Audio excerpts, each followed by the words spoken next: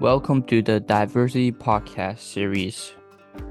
My name is David, and I'm the founder of Story Aid Help. Today is an interview with Tony Hoffman. Enjoy.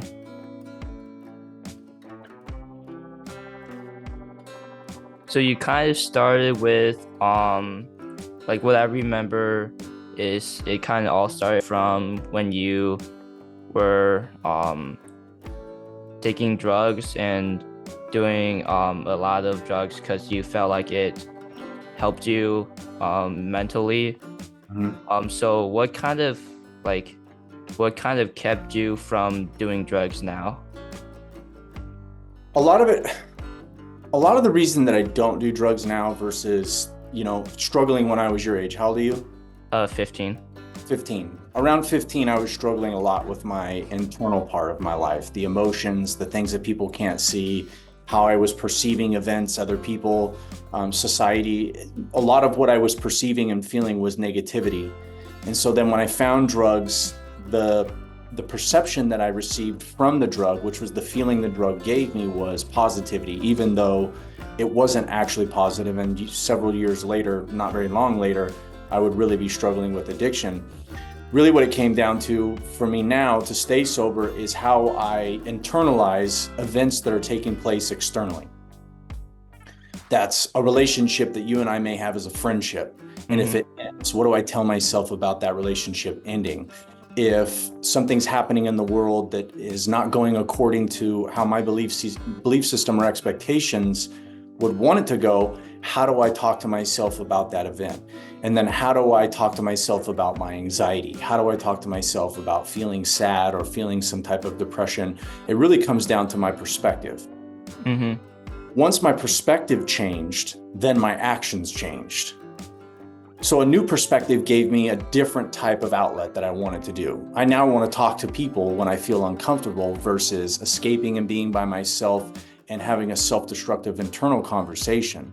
Mm-hmm. I want to go to places where people understand addiction and mental health so that when I share or I open up through vulnerability in those environments, those people can actually hear me and I can feel heard by those people. That's my community, right? That's where I feel connected most. And so my perspective has driven me to a place that when I'm depressed, I go to the gym. I get out and I walk my dog. I make sure that I get out of bed before 10 o'clock, before noon. I don't want to let myself sleep too much. And so it really comes down to my perspective. Perspective changed the actions I take because my perspective is now a more empowering, a self-empowering perspective versus a self-limiting or self-destructive perspective. Okay. And I remember that you went to jail for a little period of time. Yeah. During that time, you kind of like got yourself back together and tried to change your life when you got out of jail. Kind of what was going through your head when you were going through jail? Kind of like what was going through your head? In the beginning, I was scared. Mm-hmm. When you get arrested, you go to a county jail and then you go to the courts. And when you're done with the courts, they decide whether you're going to stay in jail for a short period of time, which is like a year, or you're going to go upstate to a prison and you're going to spend a long amount of time, more than 12 months. And that's what I did. I went off to prison. And when you go there, it's scary. They put you in these paper jumpsuits. Yeah. They shackle your arms together like this, and they shackle your legs together. And so you're like waddling to this bus. You get on a bus and you're with a bunch of people that you don't know. And this bus has like a toilet in the very back, and it's got a metal cage around it. And they tell you when you get on this bus, you're not allowed to talk to anybody. So for 2.5 hours, I'm on this bus like this, and Mm-hmm. my legs are shackled together. I'm next to this guy who I don't know. And when we get to the prison yard where we're going to be housed, as soon as you get off the bus, they tell you kind of what's happening in prison. And when I say what's happening in prison is run by these rules that inmates create. They call them the key holders. They're basically the presidents of every race. There's a key holder for the Asians, the whites, the blacks, the Hispanics. Every race has a key holder. And the key holder creates the rules that all of these inmates need to follow. and most of it makes no sense. So when you get there, the guards will tell you that there are some things happening on the yard. And when I got there, they said that there was a war between the whites and the Bulldog gang members. And the Bulldog gang members were Hispanic gang members from Fresno County. And that war meant that if you saw one of these Hispanics, these gang members, these Bulldogs, or a Bulldog saw a white person, that they had to try and kill you. Mm, So when you hear this stuff, when you get there, you're like scared. I don't care who you are. If you've never yeah. been to prison, it doesn't matter what gang's tattooed on you, what neighborhood you came from, what you've seen in your life. When you get to prison, you're scared. So when I first got there, I was scared. Um, Obviously, for my life, because I don't know what's going to happen. I'm not in control of anything at this point because now I'm in a yard with a bunch of other people that are following these rules that make no sense. But through feeling like I had no control and through this moment of fear, I was able to get to a place where I decided, okay, I can't control this and I can't control this, but this is what I can control. And if you remember, when I started to rebuild my life, it was with the simple task of brushing my teeth. Right. Single day, I was going to brush my teeth. After I learned how to brush my teeth, I was going to make my bed and organize my stuff. I was going to build this routine of things that I could control. Mm-hmm. Because as long as I could control these things, then I could depend on these things. And if I was able to depend on these things, then to me, that's when I felt like I was doing the right thing or I was. Okay, so when you got out of jail, you want to start building this routine of um what is it, three things now, and really try to do it four things now, try to do it every day, um, and try to build a routine. Are there some days that you just don't want to do that routine? Or just like what do you do when you don't want to do it? Like what motivates you to keep doing it? And it is three things. Sorry, I thought you were talking about the goals that I'd set. So this is a really good question for this reason. What I learned is when I was your age, when I was younger and I was in my teenage years, anytime I was uncomfortable, I stopped doing what I needed to do. Anytime there was an opportunity for me to say, I'm tired, it's raining outside, my mom and dad are arguing, I don't feel good, anything like that was an excuse for me to not have to do what I needed to do. What I didn't realize is at that time, I was in this moment of my life where I was going to develop a perspective or a response system to certain types of events. And that response system would go on into my adulthood and it would determine how I responded to every type of situation. Well, I end up on drugs, I end up homeless, I go to prison, and I have these response systems. I start to take a look at myself and I start to realize that a lot of the reason I am where I am is my own fault. It's my own mistakes that I was making, not just with my small routine, with how I dealt with my mental health, how I viewed cops, how I viewed my teachers, how I viewed society and people that were around me. All of my perspective, like I mentioned earlier, needed to be recalibrated. When I got to prison and I started to develop this routine, I started to realize that when I could execute on this making my bed, brushing my teeth, and organizing my stuff routine, that was the foundation of me starting my day and moving forward. So as long as I did it, no matter what and how I felt, I was taking a step forward that day. I can't control what happens outside of my house when I leave tonight. But I've made my bed, I've brushed my teeth, and I've organized my stuff. And that is enough in my mind for me to feel like I've won. Because as long as I'm still doing that, then I'm still moving forward. So when I don't feel good, I do it because I know it needs to be done on a bare minimum to confirm that I'm still moving forward. Because if I don't make my bed, brush my teeth, and organize my stuff, what am I telling myself? Really, what I'm telling myself is today I've lost. Today I've been defeated. Now, when I go outside, I don't get to accomplish everything I want to accomplish because I can't control that. So for me, it comes down to discipline. That's my ability to do good work when I don't want to do good work at all. Mm-hmm. And every single person has a moment where they don't want to do the work that they need to do. What I have found is the most successful people, the people that heal the most from mental health traumas, the people that have the strongest relationships, the people that really accumulate meaningful things are the ones that have an ability to do good work when they don't want to do good work at all. And it simply comes down to that 99% of the time. Mm-hmm. The person next to you may be more willing to do things when they don't want to do things. And because they're willing to still do them, even though they don't want to, that work and that discipline, that dedication to the process is actually what is going to take them to the better place. That's going to heal them to the next level. Mm-hmm. At the end of the day, do you ever do like a self-reflection of how well you did that day and like kind of what made you a human that day? Yeah, that's a great question. In the 12-step program, which is Alcoholics Anonymous or Narcotics Anonymous, Cocaine Anonymous, programs that are geared towards helping individuals that struggle with addiction, one of the things that they encourage you to do is take a daily inventory. We call it an inventory and recovery. And so one of the things that I'm always constantly doing for myself, and which this is a big reason that I'm still sober, is I lay my head down in bed and I go over the day and I reflect on where I may have been wrong. I reflect on things that were going right. I reflect on if I can do things differently. And I reflect on whether my intentions and my motives were pure. That means, am I treating you and other people with honesty, empathy, compassion, and care, which is basically love at the root, right? Mm-hmm. And look at everything that I've done and admit when I was wrong and try to be better the next day. I can be happy with the effort that I gave. I can find peace in the things that I can't control, knowing that I did the best that I could. And I'm able to go to bed and be at peace.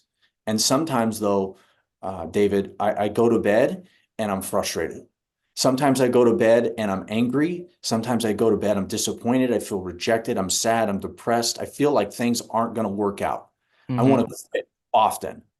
And when those days happen, I just do this. You can't win them all. That's what I tell myself. You Mm-hmm. can't win them all, but I can try. Yeah.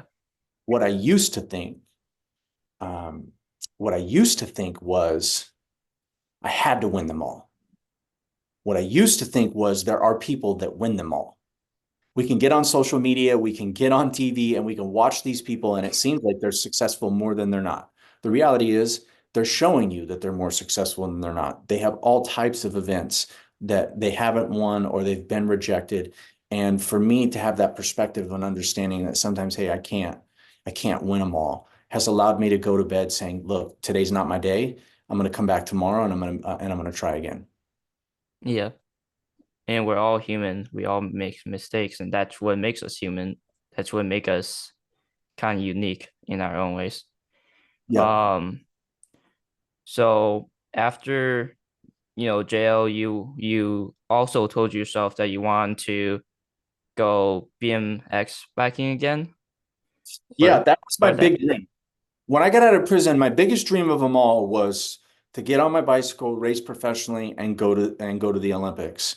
And so when I actually left prison, my mother, my father, my brother, Brandon, Randy Stumphauser, who is a Hall of Fame BMX racer, Mm-hmm. five-time world champion, three-time national champion, and a close friend, Robert Rio Frio, picked me up from prison.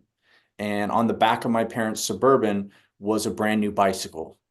And so when I left, I was physically fit. When I left, I was mentally fit. And when I left, I was spiritually fit. So the first thing I wanted to do when I left prison was just go get on my bike. If that's my biggest dream, I needed to make sure that there was no lag time between me getting out of prison and me initiating the process of following my dream. Mm-hmm. One of the biggest mistakes that people make is they have this dream, they have this idea, they have this goal set in mind, and then instead of immediately taking action, they let fear or other parts of life take priority over them just taking action. And I think this is one of the reasons why things have worked out for me the way that they have was as soon as I got out of prison, there was no lag time, went straight to the track. And it wasn't about how good I was the first day I got on the bike. It wasn't about the results. It was just about me initiating the process of me being in my dream. Because as Mm-hmm. long as I was on my bike, I was actually living my dream. So I went to the BMX track, and the first day I thought was great. Um, I knew where I was starting from, and I tried to build on that. And that first year, I was able to move out of the lower pro class. For example, single A, double A, and triple A baseball before you Mm-hmm. get to the leagues. BMX has single A and then double A, and double A is the Okay. highest level. They call that elite. So when I started, I had just come back to BMX and went pro right away, which a lot of people said was crazy. A lot of people said, dude, there's no way that you're going to be able to get out of prison. You haven't even rode a bike or raced in 7 years. Mm-hmm. How are you going to get out and just turn pro? These guys are really good. Well, I truly believed that my gift was so good that as long as I left prison physically fit, that I only needed a few months back on my bicycle to be able to ride at a level the lower pro division was riding at. And as crazy as that sounded, when I got out, I started going to the track, I started training, and within 5 months, I raced my first pro race and I took third place. Mm. Felt like that was a confirmation. Like, yo, I knew my gift was this good. I Yeah. knew this was possible. Yeah. And I won 5 races that first year, moved up to the Olympic level, and made 6 finals in my first year at the elite level, which is double A pro, and before blowing my knee out. And blowing my knee out is what ultimately ended my racing career. And I had to change directions from there and set foot on a lot of the things that I'm doing now. Okay. Um, and I'm guessing it was like devastating when you found out that you couldn't do what you want to do your whole life anymore. Um, did that cause any like mental health issues, maybe a little bit of setback of any previous concerns maybe came back or any setbacks on that? It took a while for it to actually happen. I mean, obviously, there was the disappointment and the devastation of the actual injury itself. Mm-hmm. So I remember that when when I crashed, this guy David Herman, who was the top American for the 2012 Olympic Games, he had made a mistake and he like moved over and it bumped me and I put my foot out. We were going about 30 miles an hour, 20, 27 miles an hour, and my heel hit first. And I remember feeling my ligament snap in my leg. And I tried to immediately get up and like I fell down. Like I couldn't stand on my knee. Mm. And I remember for a moment, like this split second where like I lied to myself. That's not that big of a deal. It's all right. I just hit my knee really hard. It's sore. And then I remember standing back up and it hurt so bad to pedal. And I remember I rode off the track and I was like pedaling around, like just trying to keep pedaling. Mm-hmm. The entire time I was lying to myself. Like I didn't want to believe what happened had actually happened. Still trying to tell myself it's not that bad, it's not that bad.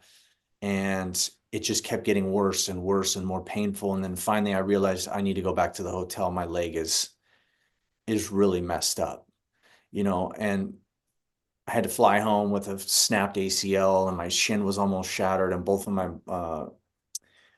meniscuses in my knee were obliterated. And in my mind at that time, this was very simple. All I had to do was fix what was wrong with my leg. I'll get back into training and I'll be able to just overcome this. At that time, I also didn't understand the nature of what blowing your ACL out means for a quad dominant sport that's based on power and speed. Mm-hmm. When that happens, when they disconnect your ACL from your femur, there's a lot of neurological things that happen with your quad muscles. Yeah. And the neurosignals that go through your muscles to make you really fast, strong, and powerful, they stop. And so then when they reconnect a new one, basically you have to build up that neurological response over again. And it takes a long time to get back to 100%. And it wasn't until around month 8, and I was supposed to be racing again at 6 months, that I really started to get discouraged and feel like I don't think this is going to happen. I had a lot of complications after my knee surgery that kept me from being able to train. And then I had a conversation with one of my physical therapists who was really working hard to try and help me get back to racing. He was like, I think you may need to consider that it's over. And that was like when it all started to set in. Mm-hmm. For that 8 months, like I was just tunnel vision. Like you can't Yeah. tell me this is not going to happen. I'm going to overcome this. I'm going to put myself in position to where I'm going to take this adversity and I'm going to ride it to a place where nothing can stop me. But I was being stopped by Mm-hmm. something that was completely out of my control. And at that time, I really didn't know what I was going to do. I had these other things that I was working on, my speaking and my nonprofit was an idea at this time. But I didn't really want to let go of racing because that was really my biggest dream. And so you can imagine Yeah. there was a lot of letdown. There was a lot of thoughts of quitting. There were a lot of thoughts of going back and using drugs and substances because those could provide me that instant feeling of relief, even though at this point I know there's no relief in that type of behavior. And so I had to work through those events. And one of the biggest reasons I was able to work through those events was one, I was able to recall the pain from my past that those substances brought me. Number two was the amount of people that were in my corner that I had associated myself with that were empowering in their conversations to me about my future, despite the adversity that I was currently facing. Um, was more than I'd ever had in my life. It was a small group of people, but all of the people kind of communicated that belief system I talk about in my speeches. You can, you will, and you're able. And so because I was able to stay around a strong, supporting, empowering community of people, and I was able to use my new perspective, especially one driven by my faith that says, everything happens for a reason. Even these things that we can't understand that are hurtful, there's a reason that, and we can use these events as a catalyst for some type of great thing in our future. But without that perspective, we don't have the action to go after it. And if we don't Mm-hmm. have action after it, then what we end up doing is taking these events that are very negative and feel unfortunate or feel like we're a victim, and we end up sitting with it. And it stays with us until it consumes us, until we decide to leave our true self, who we really are, for behaviors, for people, relationships, and using substances and things to try and fix us sitting in the position we're at, when the reality is the only way that we can change, the only way that we can heal, grow, or fix our situation is to get out of the situation we're in through movement. And our perspective is going to create that movement. And that was what allowed me to overcome that. Mm. Um, yeah, so after kind of your after the knowing that you can't bike anymore, you went into public speaking. So kind of what was your main objective over the public speaking and inspirational talk and going to schools and different places to share your story? Like, what was the main goal of that? I just wanted to help one kid in the beginning because I only spoke to kids when I first started speaking at 25 years old when I got out of prison. They wouldn't let me speak to adults, or adults didn't want me to speak yet. They didn't know who I was. My story wasn't developed, and they weren't sure if you could trust me in front of a professional audience or adult audience. So my goal at that time was just to help one kid, was to go in and kind of share these stories, and hopefully these stories would have some type of emotional impact on that person to the degree that they wouldn't want to make some of the same choices that I made. If you would have heard me 15 years ago when I first started speaking, what I was talking about is totally different than the speech that you heard, David. Like Mm, the speech that you heard had a lot of mental health mechanics, a lot of early childhood, the struggle with mental health, the mistakes I was making with my mental health, and how those mistakes were actually the precursor to me using substances. And the reason that it evolved over time was the longer I was sober and the more work that I did on myself, the more I learned about myself. And the more I learned about myself, the more I was actually learning about human beings and how we respond to situations. And what I wanted to do years after, by the time that you saw me, was not only tell my story and hopefully make an emotional connection where you wouldn't want to go down some of the same paths I did. What I wanted to do was explain why and how people get involved in substances. It has nothing to do with your skin color. It has nothing to do with how much money you make. It has nothing to do with what your parents do or don't do. There are these indicators, your environment, your genetics, and the psychology. And that's how we are thinking about events that are happening in our lives that are most important. And these things and how we respond to those situations can be the setup or precursor for why we would use substances. And so by telling those parts of the mental health mechanic, I was able to better make a connection with, okay, let me entertain you with my story because it's crazy. But two, let me share with you some mistakes about some very practical mental health ideas that could have saved me starting when I was your age. And that is having a conversation in a safe space with a trusted adult. And that is connecting with a community of like-minded individuals that are focused on empowerment of self and others.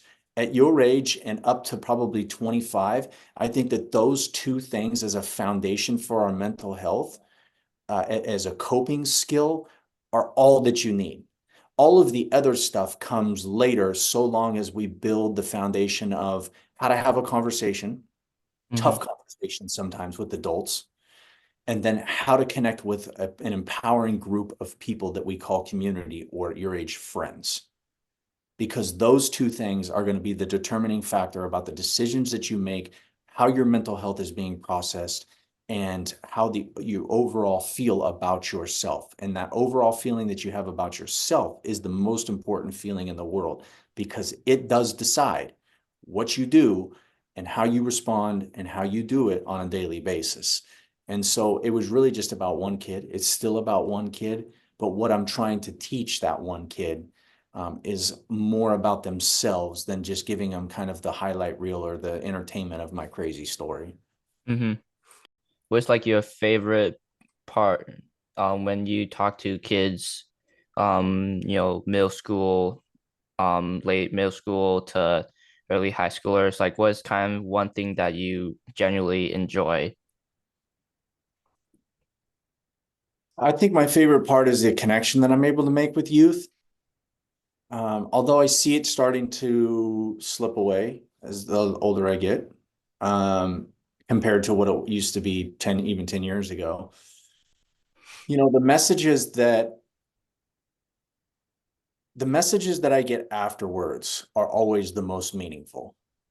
The fact that kids will even follow me on Instagram, you know, because I always put myself out there. You can follow me on Yeah, Instagram.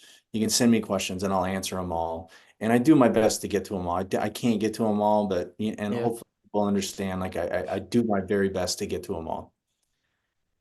But the fact that a young kid your age is willing to go out of their way to follow me on Instagram says something, right? Because there's other speakers that have been doing this for years yeah, and buy followers, right? They yeah, go and speak to kids more than I do.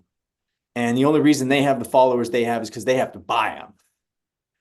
Like I don't buy my followers. I go in and just authentically share myself through vulnerability, give you who I am, the crazy things that I went to and how I got to this place and try and teach you all the same things that I've learned and give you the ability to follow me.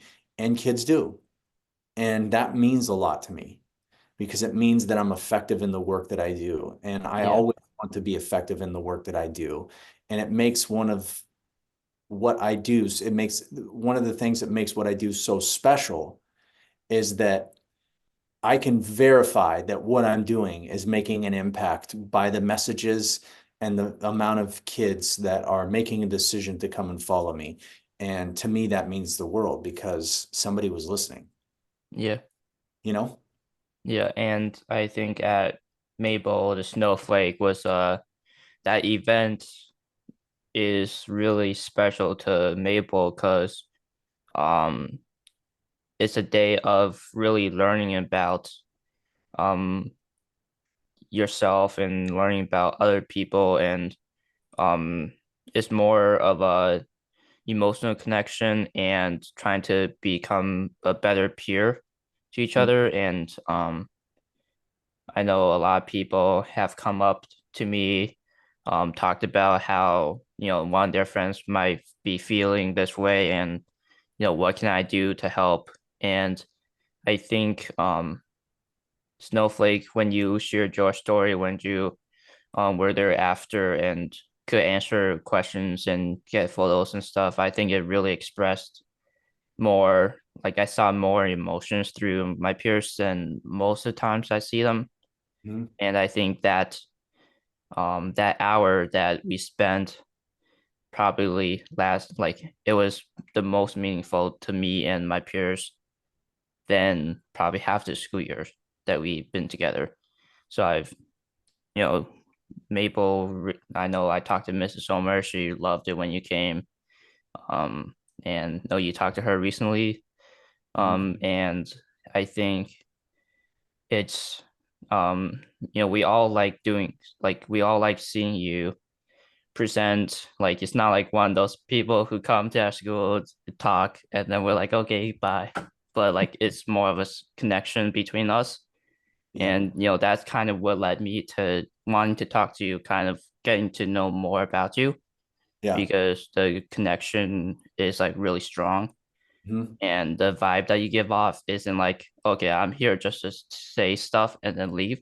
I'm here to really bond with people and really present my case and share my story to help other people, not to help me get followers, but to help other people, and and try to help them and guide them into the right path. And um I think a lot of other people agree with that. So kind of, I want to wrap things up with kind of, do you have any questions about what I do, why I started my nonprofit? Any questions there? Yeah, first of all, I want to say thank you for the kind words you just shared with me. Like that, it means the world to me because that's my mission and will always be my mission. And when I'm not effective, um, the way I have been with yourself and your peers, I will no longer do what I do. I will find something else to connect with people the way I've connected with you. It'll probably just be a different audience doing something different, like my rehab. Mhm. So thank you for that.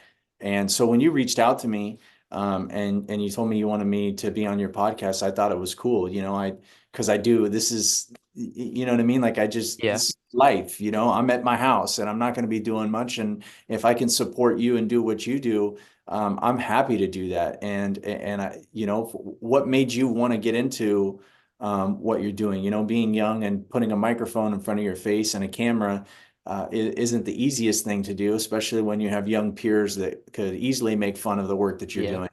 doing. You've still obviously made a decision. So what was it that made you want to start this? It was 2022. Kind of COVID was slowing down a little bit, but I could definitely see a lot of disconnection between peers, since, everyone has been on their phones and distancing from each other and on their technologies a lot. And personally, I felt that it affected a lot of mental health for a lot of people, because I feel like in one of my recent videos, it was all about being online all the time, 24/7, and having your friends through the internet. Mhm. But that causes a lot of emotional and social disconnections, because when you're not talking to people in person, it's a different vibe. Yeah, So, and totally I feel different. like a lot of people lost that during COVID, Mhm. which is it's understanding, but I want to help people try to connect back to each other and try to like create a community, not only online but in person. Mhm. Try to really help bond everyone together a little more. Yeah. And my background has been really tough. And when you told your story at Maple, I came home, really thinking about what you said, and it kind of changed my way of thinking, changed my way of my actions, and I wanted to present my case through a bigger thing, through a glass that is bigger um than just telling my story as well. So Yeah.